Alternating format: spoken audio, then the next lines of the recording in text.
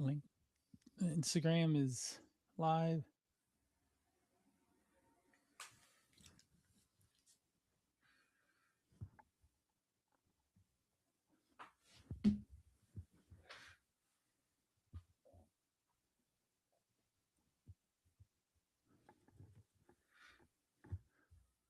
All right.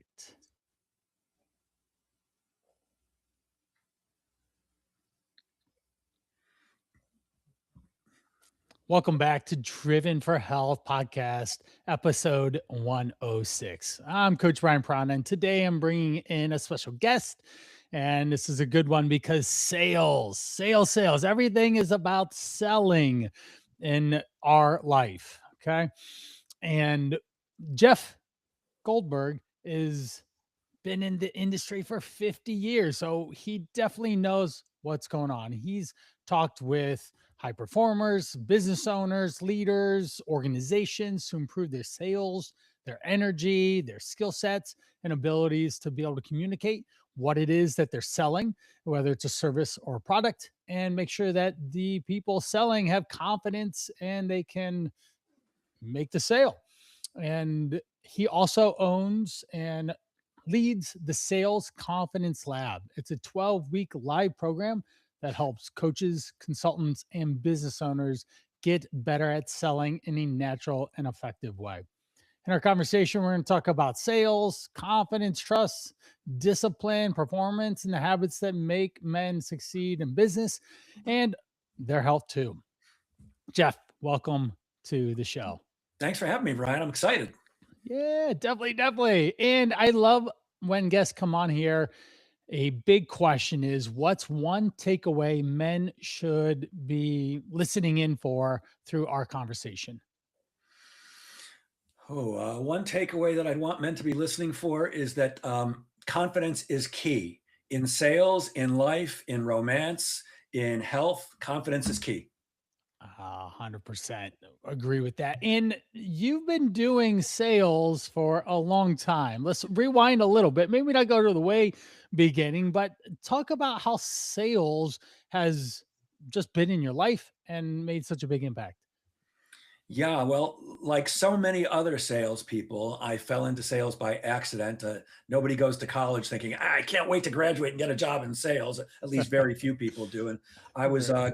I was going to school for accounting, something I was completely unqualified for and had no interest in. But a high school guidance counselor said, "Oh, you did great in accounting in high school. You should go to Baruch College. It's an accounting school and be an accountant." I had no direction in life, so I said, "Okay, I'll be an accountant." Unfortunately, when I got to college and started studying college accounting, it involved formulas, which was the reason I took high school accounting in the first place because I couldn't pass geometry because I didn't understand formulas. So I had to take a full year of no credit geometry, which was horrible. Oh, Um, and I found I really had no interest in accounting whatsoever. And I ended up going to my marketing and psychology classes because those were the only things that were interesting to me. And after a couple of years, I realized I was mostly wasting my time and I got a part-time job in a nearby furniture store doing customer service. By the way, I have to back up and tell you that my father, my stepfather, and both grandfathers were all career salespeople who never made money in their lives. And I swore I would never, ever, under any circumstances, go into sales. Anyways, I've got this customer service job. I'm doing payroll and taking care of complaints and stuff like that. And on a Saturday, one of the salespeople didn't show up, and the boss came to me and said, "Jeff, we got a showroom full of people. You got to go sell some of them." And I'm like, "Dave, I don't know how to sell. What are you talking about?" And no kidding, he handed me a legal pad and a pen, and he literally went like this. He goes, "Follow them around, smile." He literally stuck his fingers in his cheeks, said, "Smile a lot, write down what they want, come back to me. I'll give you the prices." That's selling. And 50 years later, I'm not only still selling, I'm training others how to sell.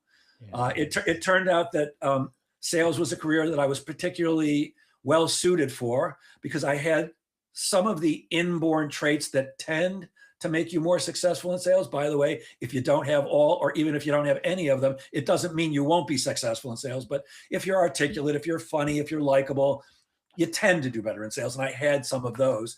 But then I went into professional sales after leaving that furniture store and I sold, don't laugh, Everybody does. I sold for Encyclopedia Britannica for 8 years. Oh, yes. Yes. Every, everybody laughs at that, except It's it was it's a good. great product to sell. I loved the product, and I sold a lot of it, and I did really really well with that company. And I just went from one sales job to another one, eventually into management. Uh, Years later, I opened up my own recruiting firm. Then when I shut that down, I was looking for my next job, and I answered a blind ad in the New York Times, which turned out to be for a large, at the time, well-known sales training company, which is now out of business. I had nothing to do with that. But Brian, that was the job I'd been meant to do all my life because Yeah. I love helping people, and seriously, I truly come from a place of service. Don't get me wrong, I like getting paid to help people, but I really love helping others, and I love when I get, hey Jeff, I wasn't going to bother you, but I tried that technique you taught me, and I closed a deal I wouldn't have otherwise, or I got to Yes. promote whatever it is. I love serving, and the other thing is sales and sales management are the two things I know best. So I went to my wife, now ex-wife, and said, "Hey, honey, I'm going to open up another business. I know I closed down the recruiting firm, but I'm really good at this sales training thing, and I'm going to open up another business, and we're going to make a lot of money." And the wife, now ex-wife, looked at me and said, "Great, you can open another business, but you'll be married to somebody else when you do that." And so the day she signed the divorce papers was the day I opened up my business, Jeff Goldberg and Associates, and it's almost 21 years now, and I've worked with tens of thousands of professional salespeople all over the world, as well as what I call non-professional or accidental salespeople, which are like Yes. coaches, Me. consultants. Yeah, exactly right. You're an Me. you're an accidental salesperson. So you didn't go into men's health coaching because you wanted to sell, right? Right. You wanted to Right. help men look better, live longer, be stronger, Yeah. whatever they're I trying to liked accomplish. exercise. There you go. Except here's the thing. If somebody like you can't sell, you can't serve, and you Yeah. starve. So I created the 100%. 12-week program that you're talking about, the Sales Confidence Lab, specifically for that type of person, where I teach both the mindset and the skill sets of selling and prospecting. And it's done in a way that is similar to the way I train professional salespeople, but I'm going to use the word safer. Like, for example, you know what role playing is, right? Yeah, definitely. So when I go into Cisco Systems or Siemens or Aramark or State Farm and say, "Okay, we're going to role play now." Well, first of all, they all roll their eyes, but they Yep. can't wait, because when their friends are role playing, they can't wait to tease them and make fun of them and do stuff like that. In Right. the Sales Confidence Lab, we actually do that type of role playing, but there's no judgment. There's no Of feedback. course. The instructions are, we don't even give feedback unless the person who's role playing with you says, "Yeah, how did I do?" Other than that, there's no teasing or anything like that. So it's a very Right. safe, gentle environment where non-salespeople can learn to be comfortable with what I call the enrollment framework conversation. Because it's not Yeah. about convincing people, it's not about persuading people. I simply teach people how to have a better conversation that ends up with more people choosing to enroll with them. Does that make sense? It sure does. I am an accidental salesperson, and I've had to develop my sales skills throughout the last many, many years. I started off just loving exercise and wanted to stay in shape myself, and that was way back in 2002 when I got 2001. I graduated and got into college, and then I ended up stumbling into the exercise career, and that's what I've been doing since then. But I had to, in my first ab class, phenomenal abdominal, I was selling to get people to come into my class to take my class and show up. So then the gym, the YMCA at the time, would then say, "Hey, this is a great class. Good job. Here's some money, and keep doing it." And I didn't realize the impact that sales was going to have in my life. And 23 years later, I'm still doing it. And I have to, because like you said, if I don't sell, then I starve, because I'm my own boss and own business. And but being personable and likable and having good energy has been really good. So let's talk about some of that, because at the very beginning, you have to be attractive, right? You have to have magnetic marketing. You have to have energy to be able to get people to even pay attention to you in the first place. So, like confidence, and how does confidence affect sales and performance? Let's jump into that. Sure, that's simple.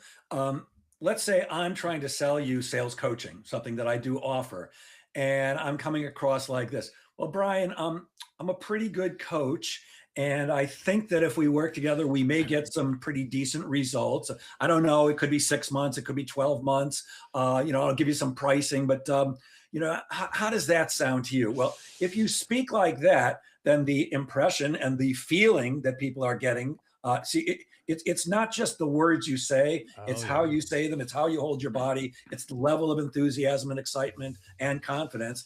When you don't have confidence in yourself, people pick up on that and they're thinking, wait a minute, I need what Brian's offering, but I'm not sure about him. And, Right. and that's on an unconscious basis, right? People aren't consciously Right. going, "Oh, I don't like this guy. He doesn't know how to sell." But they're saying he doesn't believe in himself. And if I don't believe in myself, why should you believe in me? Right. You shouldn't.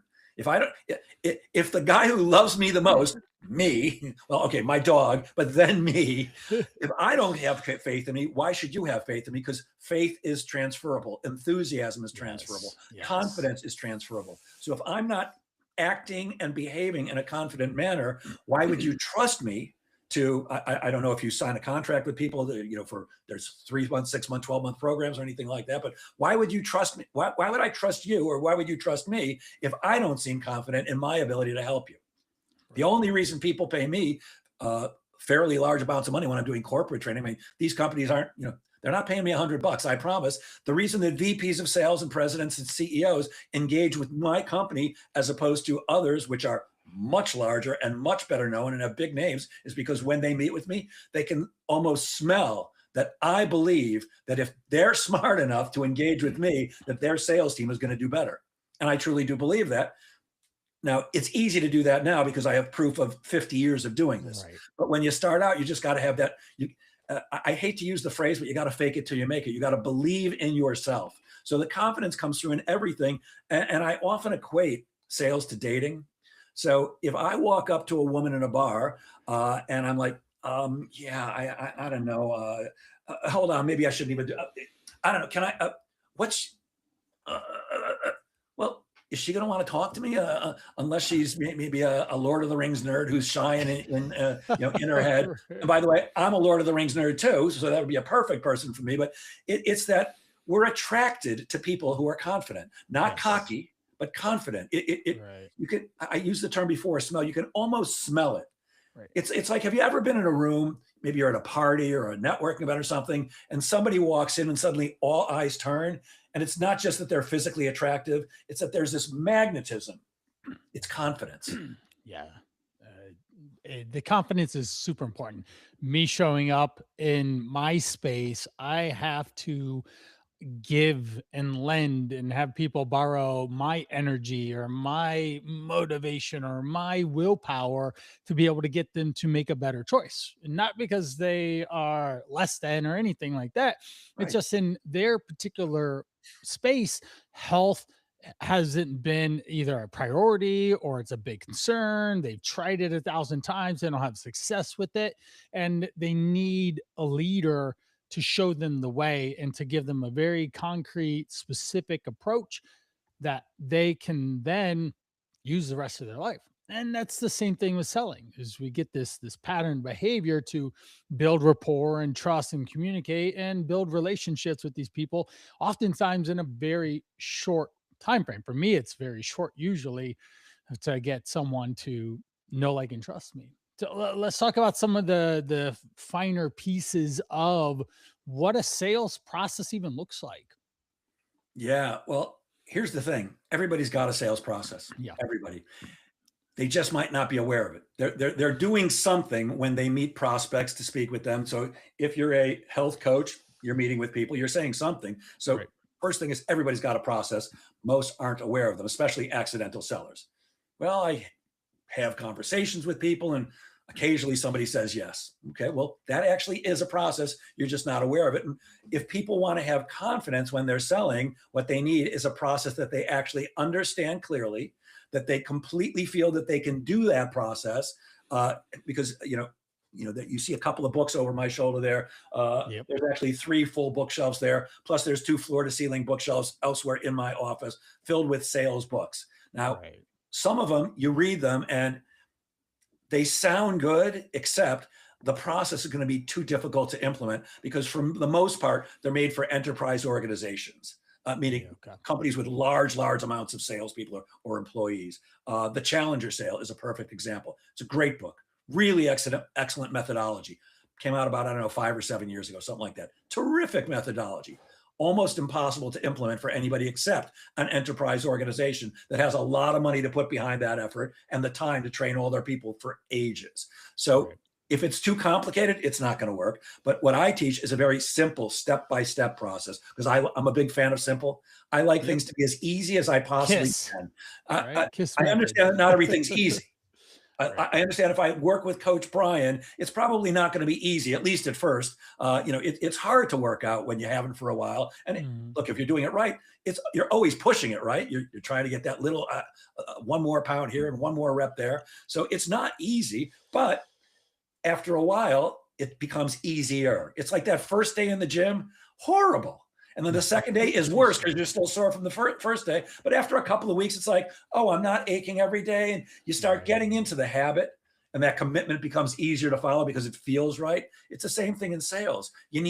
Just need a process that you can follow each and every time. So I teach something very simple. Here's the thing.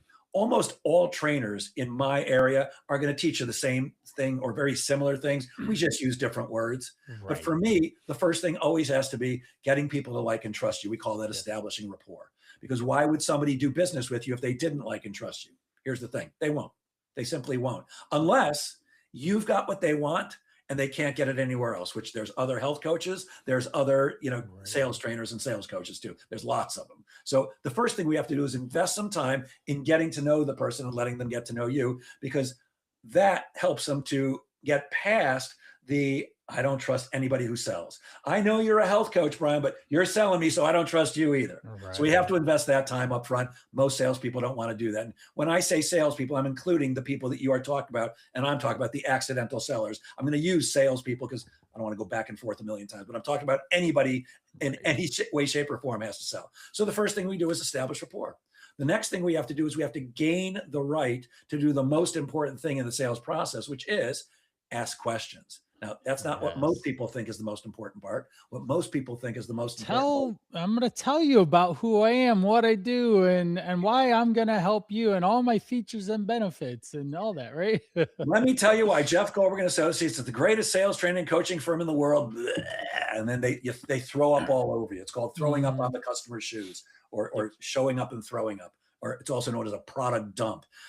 Most salespeople sell that way. And here's the thing, it works. It just doesn't work as well as what I'm explaining. Right. See, all I'm looking is to do to take whatever people are doing and make it a little easier, a little better. Yep.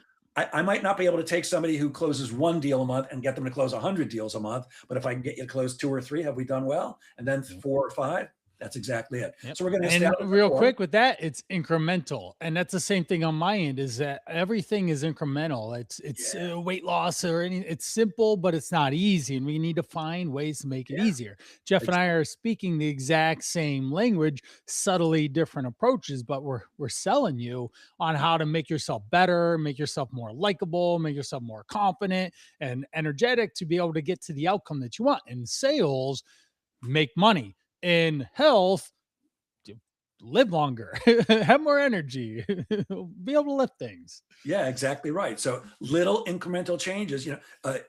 Tony Robbins, I heard him say this a gazillion years ago. What if you make just one little improvement a week? One tiny little improvement. That's Right. 52 improvements in a year. Yep. 52. You got to get better when you're doing 52 little improvements. So Yep. we establish rapport, then we gain the right to do the most important thing, which is ask questions. It's not Yes. about your presentation skills. It's not about your closing skills. I'm an expert presenter. I present in front of hundreds and sometimes thousands of people. I know how to do that. And in terms of closing skills, I sold a $2,000 set of books 50 years ago that you could send your kids to the library to see for free. I know how to close, but that's not what works anymore. What Right. works is asking questions, being curious.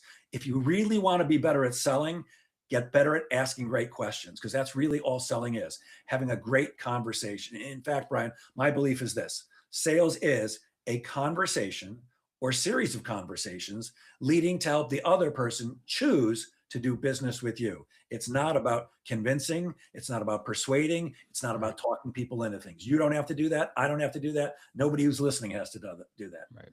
I'm not here to convince anybody of anything, by the way. I'm not here to talk anybody into anything. And I'm certainly not trying to get anybody to do anything that they don't want, don't need, or can't afford.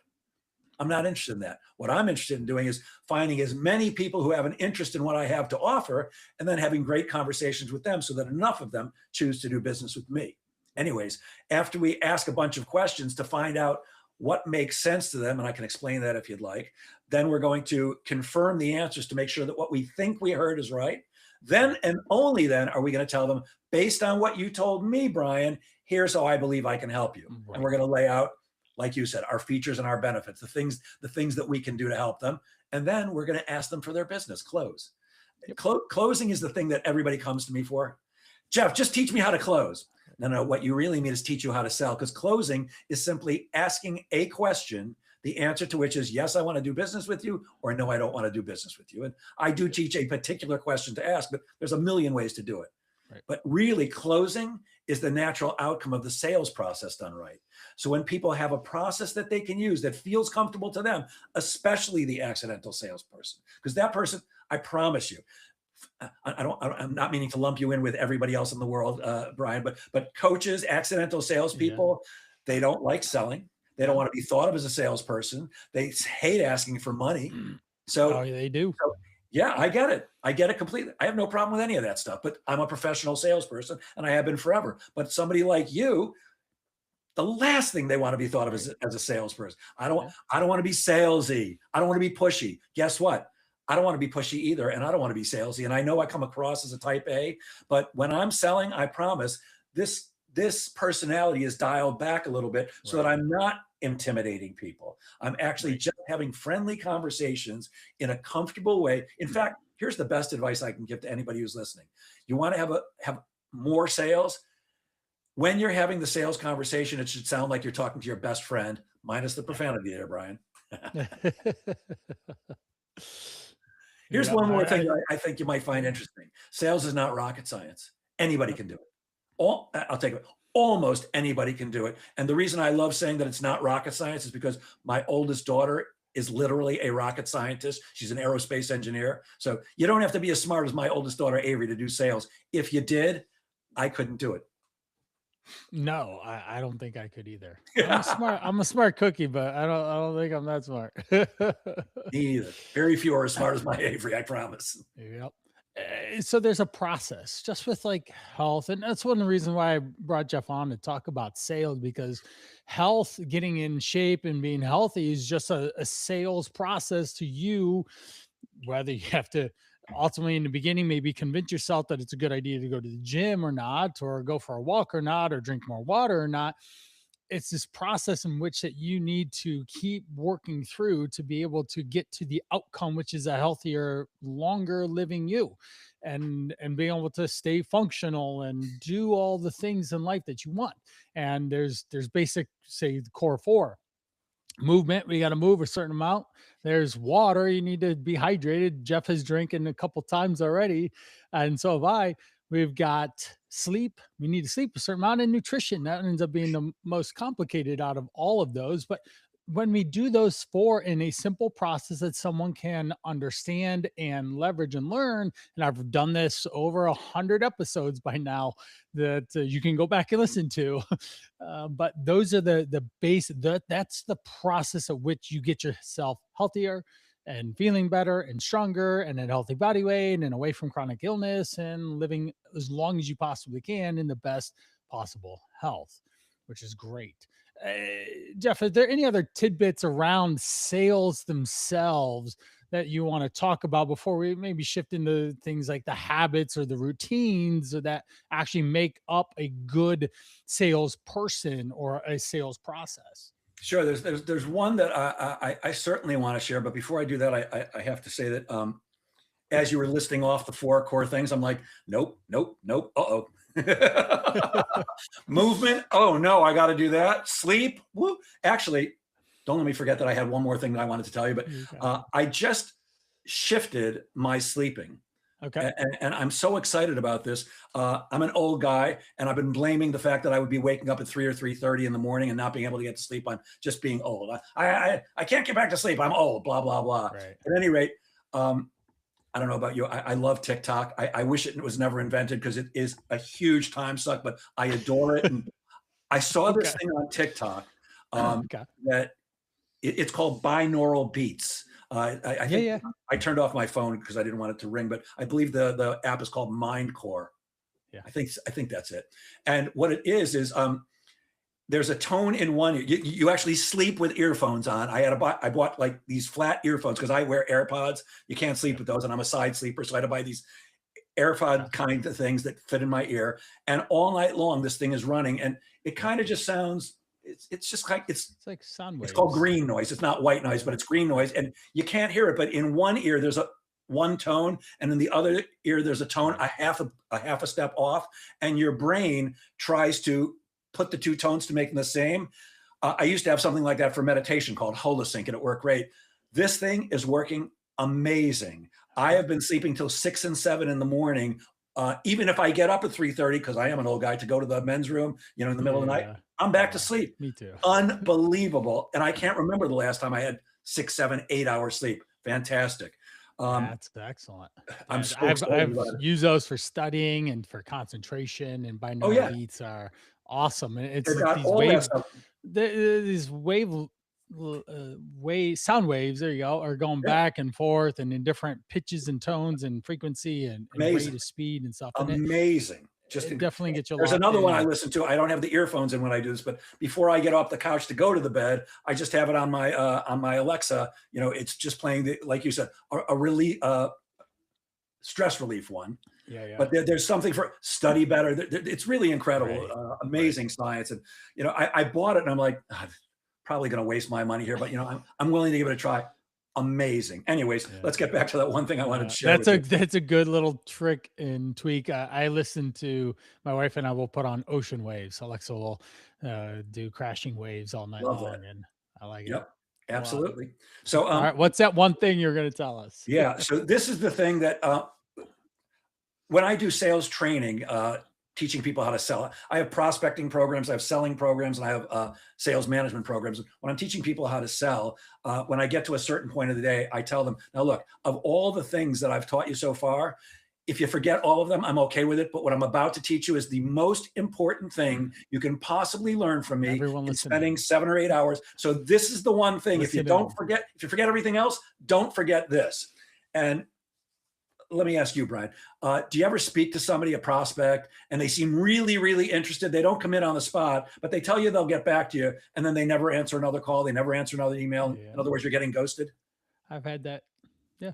once or twice, huh? Yeah. Uh, I've Yeah. only sold a couple thousand times, but yeah, Yeah. it happens Everybody every has so that. often. Yeah. So here's the one thing that will help you, if not completely eliminate that, but drastically reduce it. And I call it Be Nasty. It's an acronym, BNASTY. And I'm not meaning really be nasty to prospects. What it means is it stands for the best next action step toward yes. Okay. Best next action step toward yes. And what that means is simple. Never, ever leave a meeting or a phone call without setting up the next meeting or phone call right then and there. So if this was a sales call today, Brian, and we were ending it, I'd say something like this. Hey, Brian, this has been a great meeting. Here's what I think we should do. I'd like to think about everything we've talked about. I'd like to put some ideas on paper on how we can increase sales at coachbrianparana.com. And as soon as I've got that done, I'll give you another call. We'll set up another meeting. I'll come back and share my ideas with you. And that way you'll have all the information you need to make an intelligent decision whenever you're ready. How does that sound to you? And that's the way most salespeople do it, Brian. And Right. typically, the Brian in this example, when I say, how does that sound to you, says, sounds good. Why? Because the only thing you agreed to was it's okay with you if I sit down at my desk, write up a proposal, and then call you. You didn't say you'd take my call. You didn't say if I got you on the phone, you'd give me another appointment to share my proposal with you. You just said, Jeff, you want to go back and do a bunch of work and try to call me? Be my guest. A better way would be, hey, Brian, this has been a great meeting. Here's what I think we should do. I'm going to think about everything we talked about, jot some ideas down on paper on how we can increase sales at your company. And I'd like to come back and share those ideas with you next Tuesday at 3. How does that sound to you? Well, when you agree to that, I know one thing for certain, Brian, you're interested because Right. A busy person like yourself, you're busy, you're running a business, you're delivering training for people, coaching for people. A busy executive like yourself is not going to take a meeting with me and then agree to give me more of your valuable time Right. unless you're interested in what I've got. But if you're not interested, what you'll say is, yeah, sure, Jeff, just give me a call and we'll take it from there. And then you never answer the phone again. And people are scratching their heads going, I don't believe it. He seems so interested. Why isn't he returning my calls? And that's when we leave messages like this. Hey, Brian, it's Jeff Goldberg from Jeff Goldberg Associates. Just following up, give me a call. Hey, Brian, Jeff Goldberg from Jeff Goldberg Associates, calling you about that proposal. Give me a call. Hey, Brian, what those messages really mean, Brian? They really mean, hey, Brian, did you choose to do business with me but forget to let me know? They don't forget to let you know. So that's really the most important thing I teach sellers. Right. Never leave a meeting or a phone call without setting up the next meeting or phone call. And if somebody won't do it, just understand you probably don't have a prospect, because people don't like to say no to others when we're selling. Right. They'll say everything else, including, I got to "Hey, talk just to let me know." someone. I got to think about it. Oh, yeah. Got to talk to my partner. Got to take it to the committee. Got to talk to my wife. Got to talk to my, and yours, right? You're talking to men. Got to talk to my wife. Yeah. Well, will she talk to you? Maybe if you lose some weight, Fatso, she talk to you. I'm sure you don't say that, but Like, hey, just so you know, things might be better if we yeah. can get. There was a phone call that I had with the gentleman that was an ideal client. Everything was going well, and his wife was on the call too. I made sure of that, and you could just hear it in the voice. She just wanted him to take better care of himself, and I said, hey, Chris, I don't know if you heard that, but she would really like you to invite her to go for a walk. Maybe it'll help you in your relationship. And tonight you can go for a walk. She's not listening into any of this right now. Wink, wink. So invite her to a walk tonight so that you can connect with her more. Is And that enough though, communicate. Brian, in your world? Because you tell me. If you said to me, well, your wife really wants you to do this, I'd be going, who cares? Yeah.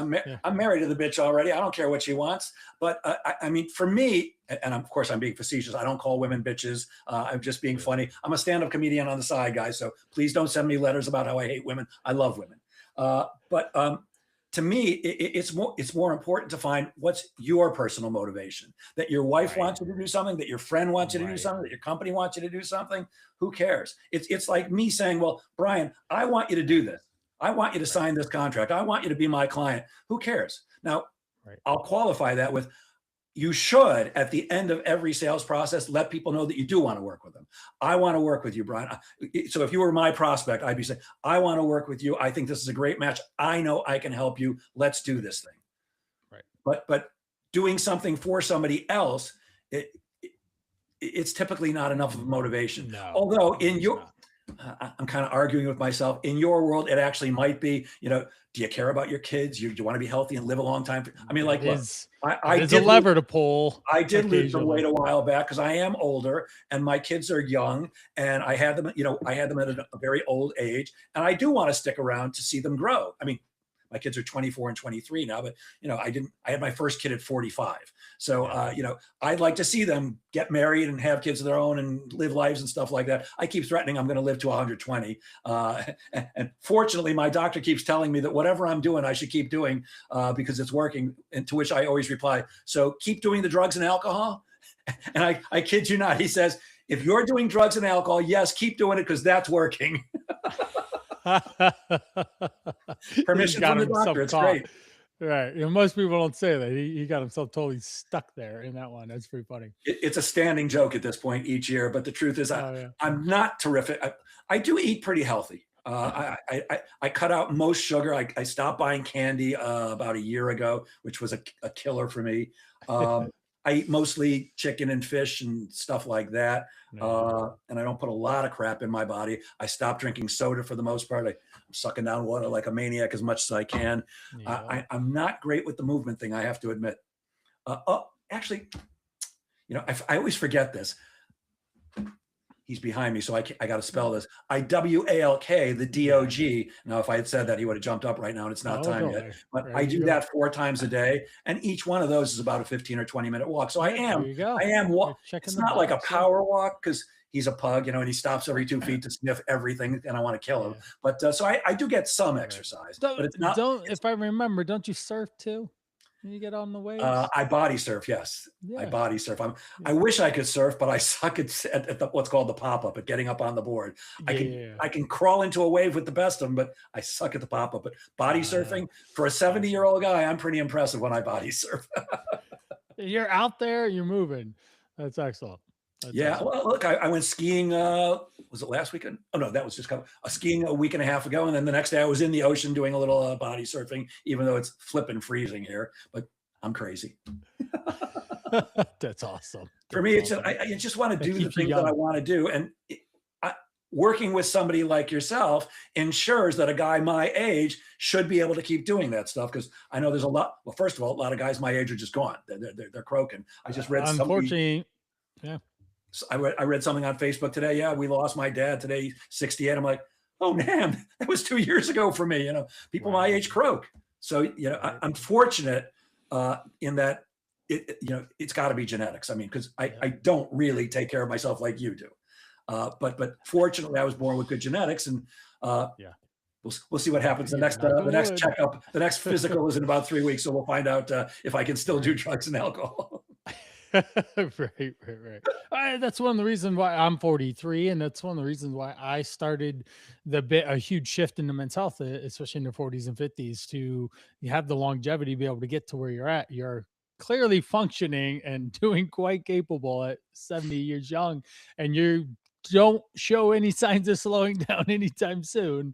And that's the way it should be. You should be doing things that you enjoy, and for you, you're inspiring people, and you really help motivating and giving them the tools and abilities to be successful for themselves, I to think you said be something crucial just now. employed. So you've got to enjoy what you're doing. So Yeah. I joined a gym, oh geez, I don't know, Mm. 15 years ago. Hated it. Just I don't Yeah. enjoy the gym. I don't enjoy the big guys who are all, that doesn't do it for me. Right. You know what? Right. I've got weights that I have here in the house. I have a bike, not a Peloton, but an exercise bike.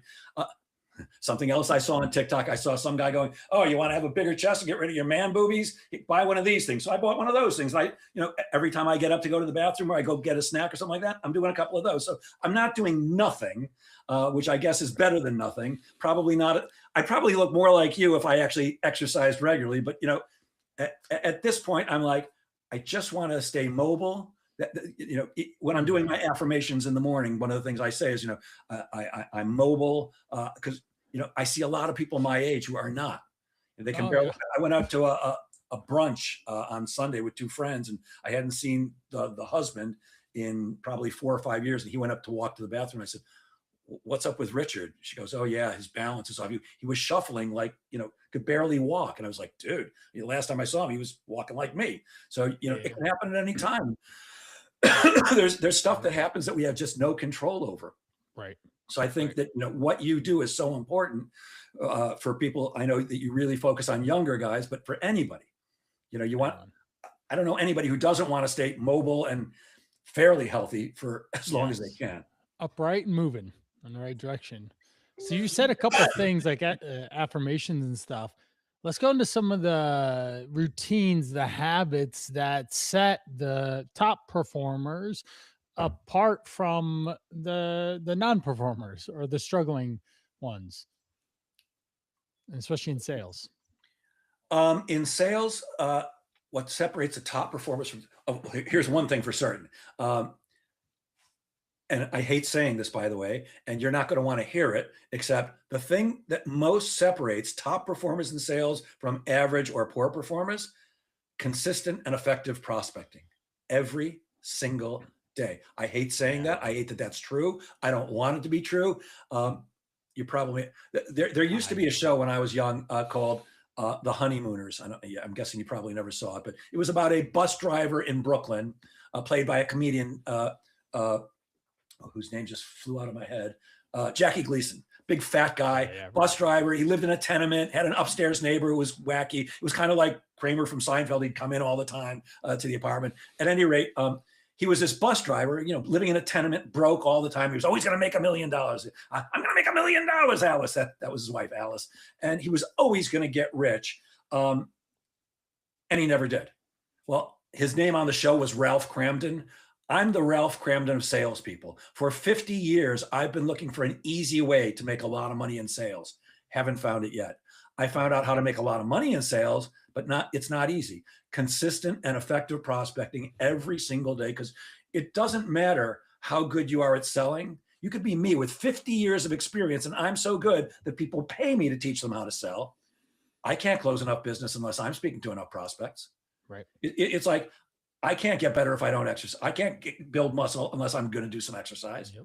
There's a price to pay for everything. So if I want to look like you and have a great body and be more attractive physically and live longer, there's a price to pay. Well, you want to close business? There's a price to pay.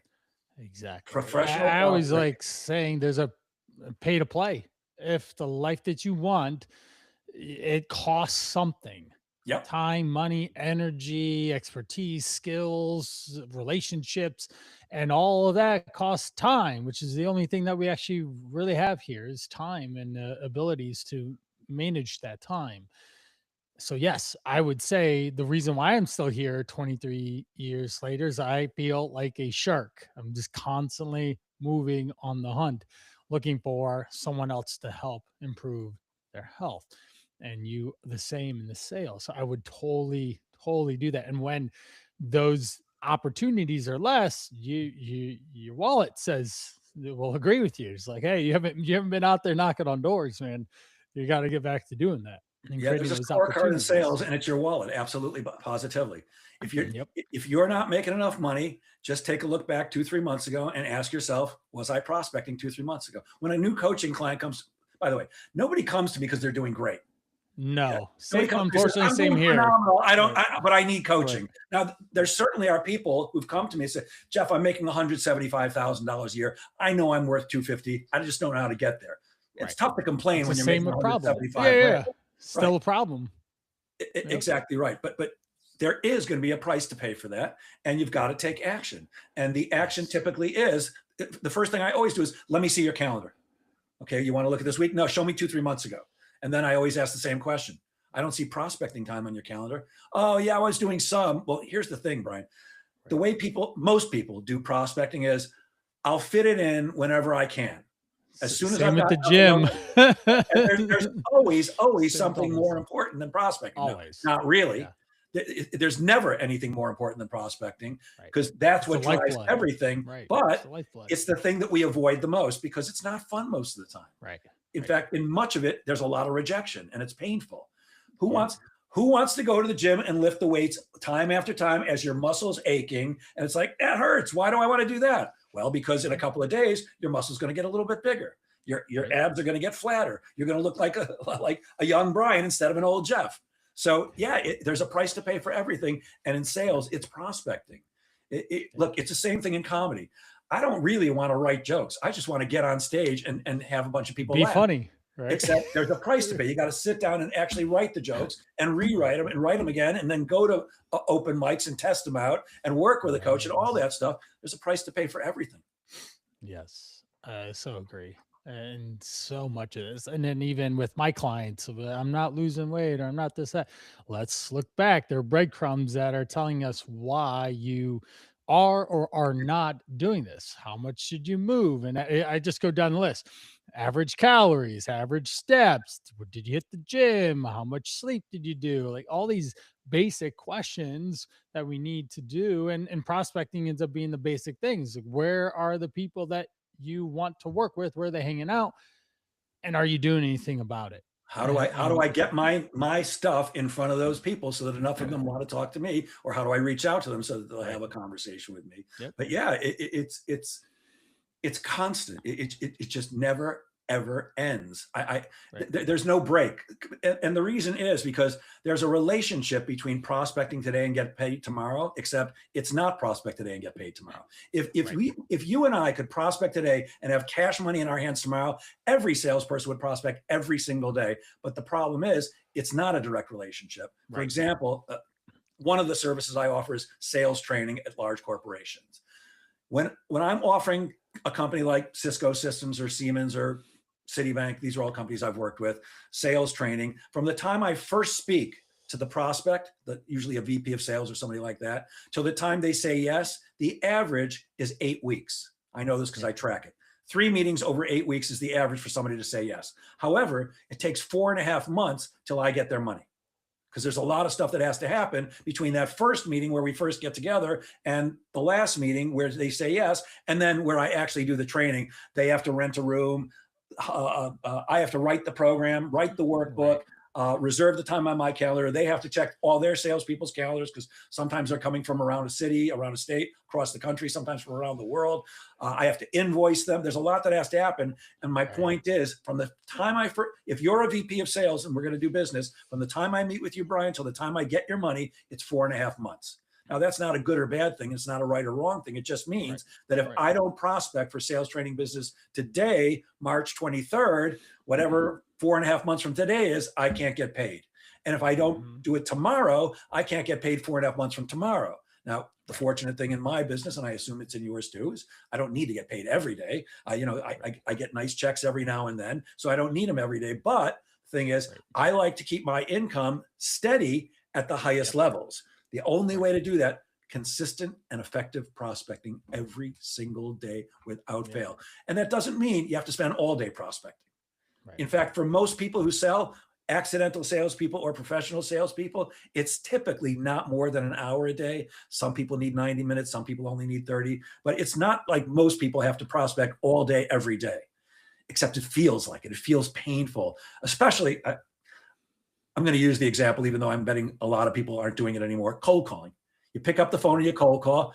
Most people don't go, oh, I'm so glad that a coach called me today. I was hoping to talk to a health coach today, or I was hoping a sales trainer would call me today. No, they give you a hard time. They hang up on you. They yell at you. They give you some objection. And then you're like, what do I say now?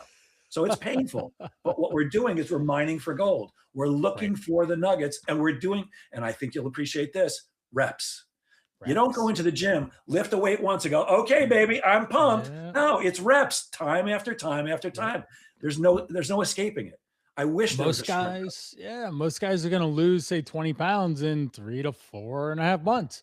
And if you don't start today, then you start that process tomorrow, 3 to 4 months out. And it can happen faster, but to have realistic, sustainable weight loss and consistency over the long term, and be able to stay there weeks, months after you've lost that, it's like 3 to 4 months. That's right there. So totally agree with you. And so I know you're interviewing me, but I do have a question for you, and I hope you don't mind. So with your clients, how do you help them when they're commitment flags? Because for most people, they start out strong. Like I'm not even going to talk about most people. Like I have a friend, and about 1.5 years ago, we decided we're both going to lose some weight, and we're going to keep each other accountable. And every day, we're just going to text each other our weight, just stay on track, and we're going to encourage each other. Well, we both started out super strong. We were doing great, but now we're a year in, and neither of us has hit our goal, and we're kind of what do I call it? Roller coastering. All right, I'll lose a couple, then I'll gain a couple more. Like this weekend, on Friday, I had texted him. I said, forgot what the number was, but I was down like 2.5 pounds. He goes, wow, what a great way to go in the weekend. I'm like, yeah, baby. Except you know what? I'm up 4 from Friday. Now, I knew what I was doing, by the way. I knew exactly what I was doing as I was stuffing food into my face. I'm like, this tastes great. I know I'm having a good time, but this is not in line with what I say I'm committed to, except if I was really committed, then I wouldn't have been eating the box of cookies that I ate yesterday, which were delicious, by the way, but obviously pouring a bunch of sugar into my body was almost guaranteed to show me an up on the scale. So for your clients, what advice do you have when people are kind of losing that commitment? It's really strong in the beginning. Now it's like, I don't know. Number one always goes back to the why. Gotta bring that back up. Why is this important to you in the first place, for you to push through whatever this thing is in front? Cookies, or time, or stress, or travel, or the list goes on. There's a million excuses of why you wouldn't want to do the thing. So we go try to dig that up, and then we get support. I literally had this with a guy today. He has been fighting to get under 280, and you think like, well, it'd be pretty easy. You should be able to he's got a lot of weight to lose. He could lose weight. but it gets down to 280, then he blows it up and he's at 286 today. It's like, bro, what happened to the daily text messaging and stuff, or the little wave the little white flag at least and say, hey, Brian, I need some help. And getting support, getting reinforcement, getting encouragement, going to find that stuff so that you can then leverage it in a sense. So, say if I was coaching you, Jeff, and hey, great, we're down 2.5 pounds, cool. In the next week ahead, what are you doing? Is there anything that might come up that might challenge our situation? And Yes, then Saturday. you'd say, well, I'm going to go out to eat and this, that, and the other, and there's a bunch of cookies. Like, okay, so what's the plan? And you'd be like, blah, blah, blah, like, you eat the cookies? Like, well, I mean, you can have some, but how many cookies do you need to eat for it to actually be worthwhile and you're good? Or do you cross that point of, wow, this is gluttony? It depends I on how should much stop. tequila been drinking. Ah, right. Tequila will definitely skew the lines It's there. a They killer. will blur Yep. The it. drugs and alcohol that my doctor says are okay, they're not okay if you're trying to lose weight. That's for sure. No, 'Cause the no. commitment So goes out the the window. Yeah. And probably the same thing in sales with coaching and stuff is that you have to understand why you're doing it. For like sales is because you want to make money to provide for the lifestyle that you want to live and pay your bills. And then it's the day-to-day things to find the support at what you're strongest at, but even more importantly, reinforcing whatever the weaknesses are and building strengths and skills and abilities to make them not so much a weakness anymore. Like, say, cold calling or direct messaging people or creating social media posts that get people to raise their hands, or smiling when you press the play button and the record button, you smile so that when the replay shows up on your LinkedIn, it doesn't look like you're carrying a frown face because you're just waiting and didn't realize that it actually was on LinkedIn, but it's not. And Jeff looked through my LinkedIn beforehand. He said, Brian, did you know that you just have this stern look on your face in these videos? And I'm like, what do you mean? And then I went back and looked. It's like, oh, that's the buffer time that I'm waiting for LinkedIn to register on my streaming stuff. I'm like, Yeah. oh, so today we fixed it. I started smiling and I smiled the whole time. Exactly right. Yeah. So, you know, it's the importance of a coach like you, and you just said it. That when you are maybe sipping a little tequila and you're like, oh, I should have some cookies. Let me call Brian, and that's a tough Yeah, thing to do. And in the sales accountability, the sales confidence lab, everybody has an accountability partner that they're right. supposed to be in touch with on a regular basis. The trick is, at least for me and my friend who've been supporting each other in weight loss, we started out strong and then it became, all right, I'm sure you did your best over the weekend, do better. And that's not what you need. You need a coach who's going to say, what the fuck, man? Right. Oh, I'm sorry. I hope I'm allowed to swear on this, but There's what the something. fuck? You Yeah. made me a promise. To me, it's the commitment that drives everything. Right. You Right. want to lose weight, you want to close more business, whatever it is, be Yep. committed. Half-ass doesn't make it. I want to Right. lose weight. I want to be wealthy. Who cares? I'm committed. Right. Here's a conversation I have with all my coaching clients before I allow them to engage with me. Hey, Brian, I just want you to know something. If you're looking for a coach who's going to tell you everything's all right, I'm not that guy. I'm going to kick your ass when you need it. If you want somebody who's going to listen to what your challenges are, give you great advice, and hold you accountable, this is the place to be. But I'll tell you, every session is going to end with you making promises to me. And if you break two promises to me, I'm firing you as a client. And if you've already paid me, I'm keeping your money. I'm telling you that right up front. You don't want to play that way? Let's not even get started, because Right. you're not going to pay me the amount of money I charge to help you because you don't want to succeed. If Right. you really want to play to win, I'm your guy. But don't break promises to me. I'm not going to play that game. And you Yep. need a coach that is willing to kick your ass when you need. I mean, why would you pay a coach just to tell? It's why I always say, don't use your mother as a coach. If well, my mother just passed away, but before she passed away, if I called my mom and said, "Hey, mom, I need to make a bunch Oh, of cold Jeff, calls. So I'm going to run it promise you, back. I'm going to make 20 cold calls a day for the next week. And when I talk to you next week, mommy, I just want you to ask me if I did it. And if I tell you no, I want you to give me a hard time." I know if I called my mother a week later and said, "Oh, I tried my best," she would go, "Oh, that's okay, sweetheart. I'm sure you did try your best." And by the way, if you knew my mom before she passed, that was a great impression. But yeah, you need somebody who's going to kick your butt. Yep. 1,000% agree. You have to be able to do that and find the right people to support you in whatever challenges you're having, whether it's health, whether it's sales, whether it's business, or whatever, relationships. There's everyone has problems in their life, and they have strengths and they have weaknesses. And you can have someone or something that you're actively working towards, and you have to constantly keep it a focus and a priority. So if someone's looking to lose 20 pounds in a sense, or get rid of chronic illness, I say, hey, I'm your nutrition health boss. Anything that you do that doesn't coincide with us losing weight is a direct, it is in direct relation to what we're trying to do and accomplish. And it's a distraction. We can't have distractions. So you can't leave your house. You can't eat out. You can't go travel. You can't, what, blah, blah, blah, whatever. You can't live life. We just need to be in a bubble and do that. But that's not reality, right? But I will remind them of that and say, hey, you're leaving on a trip. Just FYI, what is the plan so that we stay on track with what our goals are for you?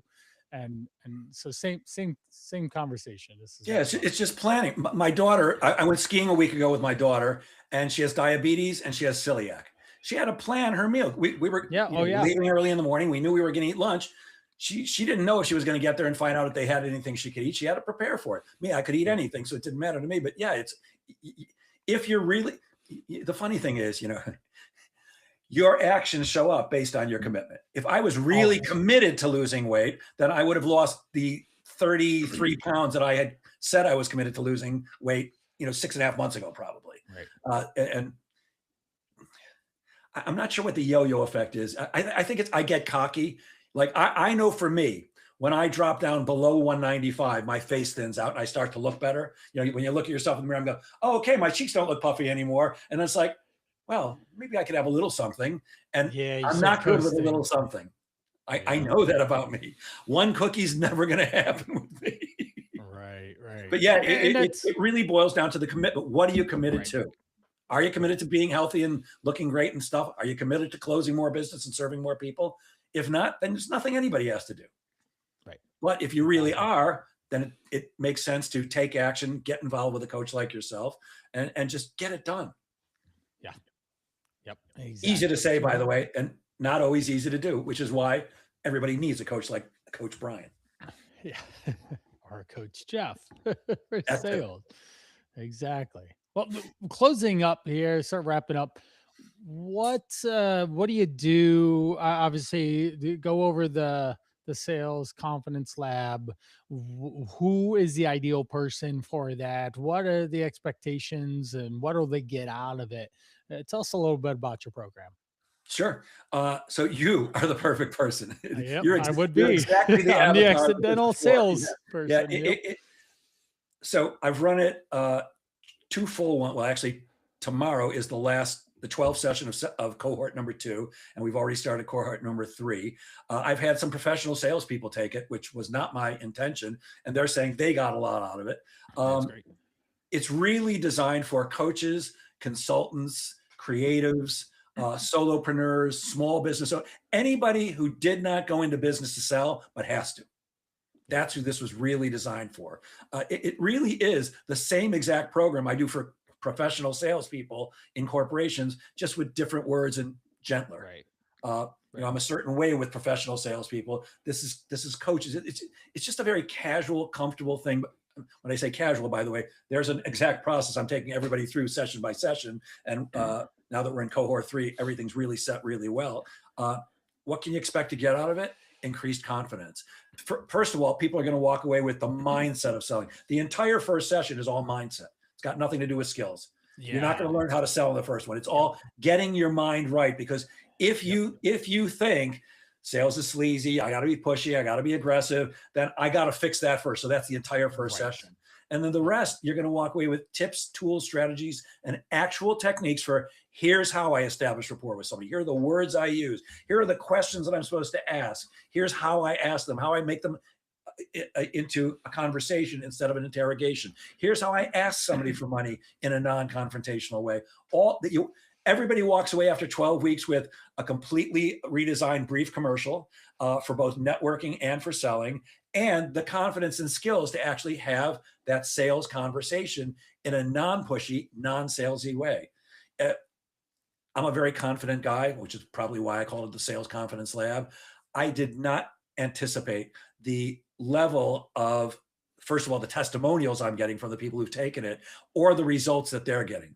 I knew it was going to be. Look, I'm very confident in what I do. I know I'm good at what I do. But after session 4, in the very first lab, after the 4th session, one of the participants, his name is Hi, he wrote to me, goes, "I can't believe it. I'm already closing 25% more prospects after session 4." Now, I did not expect a 25% increase in sales for anybody after 12 weeks, let alone 4. So it's getting really miraculous results. People can go to the website at salesconfidencelab.com, and there's a bunch of video testimonials. It's not me saying why. I mean, I'm on there saying why I think people should take it too, but it's other people who've been through the lab saying, "Oh my God, this thing's awesome." Yeah. It's incredibly inexpensive as far as I take that Yeah. back. Right. I make a nice living, so this amount doesn't seem like a lot of money to me, but I really priced it. When you're You have to pricing pay to something like play, this, people. It's not overpriced. It's valuable for the price that he's offering. Yeah. not even There you close go. to overpriced. I mean, there's 2 Mm, ways to right, price right. these things. One is you price it really low, so lots and lots of people will take it. Yeah. The You other one don't is you want make it that. really high, so that it seems like it has more value. I went with the other one. Right. I want Yeah. lots and lots of people to go through this program. Yeah. I'm limiting it to no more than 28 people at a time, but I could Yeah. actually run one in the morning, one in the afternoon, 4 days a week, and then still take Fridays off, and still help a lot of people. But yeah, people walk away with a renewed confidence in themselves and an actual process that they can follow step by step to take people from hello to yes, I want to do business with you, or hello, I'm not going to do business with you. And we also talk about some ways to find new people, like how do you use LinkedIn? How do you cold call if you're going to networking effectively, all that kind of stuff. Right. And Right. I always forget to say this. I give a 30-day money back guarantee. If at any time, for any reason, during the first month it's only a 3-month program. Anytime during the first month, anybody says, I don't think this is working for me, send me an email, they get their money back. I'm not Yep. interested in keeping anybody's money who's not getting great value. Right. But they are. Nobody's asked for their money back yet. Yep. That's good. And they shouldn't, with the value and the way you attract the right person into the Yeah. program. By the way, it's salesconfidencelab.com. And if anybody is interested and they go and they want to register, when you do, I'm going to give you a gift today. Use the code Coach Brian, COACHBRIAN 100. Coach Brian 100. That'll give you $100 off. And it's There you go. inexpensive in the first place.